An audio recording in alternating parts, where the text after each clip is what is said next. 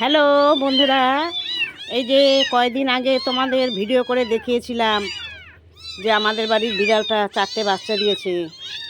সেই বিড়ালটাকে তো কদিন যাবৎ খুঁজে খুঁজে পাচ্ছি না, সবার বাড়ি বাড়ি ঘুরে এসেছি। আজকে আমি শুনলাম সেই বিড়ালটা নাকি মারা গেছে, মানে এই বাচ্চাগুলোর মাটা মারা গেছে। তা এই বাচ্চাদের আমি কি করে বড় করব বলো? এই যে দুধ দিলেও খেতে চায় না। এই যে দেখো বন্ধুরা, এই যে দেখো, এই দুধ খাওয়াচ্ছি, মুখ থেকে দুধ ফেলে দিচ্ছে। এত ছোট বাচ্চা যদি মায়ের দুধ না পায় তাহলে কি করে বাঁচাবো বলো? 4টে বাচ্চা আমি বারবার করে, এই যে দেখো বন্ধুরা, এই যে চামচ দিয়ে এই যে দুধ খাওয়াচ্ছি। হা করাও, হা করাও, হা করাও। হ্যাঁ, খা খা। সেই কিছুতেই তো আরও রোগা হয়ে গেছে।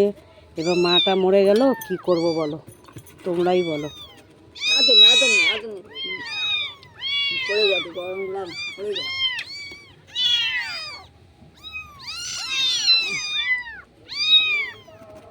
দেখো বন্ধুরা,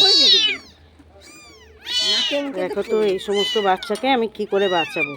আজকে আমাদের সবার মনটা খারাপ হয়ে গেছে। আমার ছেলে কলকাতায় কলেজে পড়ে, ওকেও ফোনে বললাম, ওরও মনটা খারাপ হয়ে গেছে।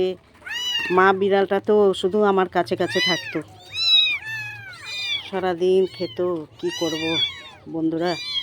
কিভাবে মারা গেল বোঝা গেল না। কেউ মারলো না নিজের থেকে মরে গেল?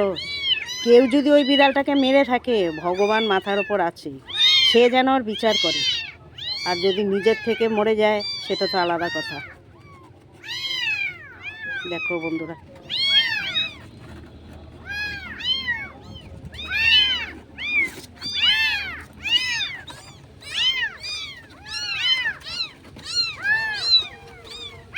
মা ছাড়া কখনো সন্তান এইভাবে বাঁচে? মায়ের দুধ একটা আলাদা।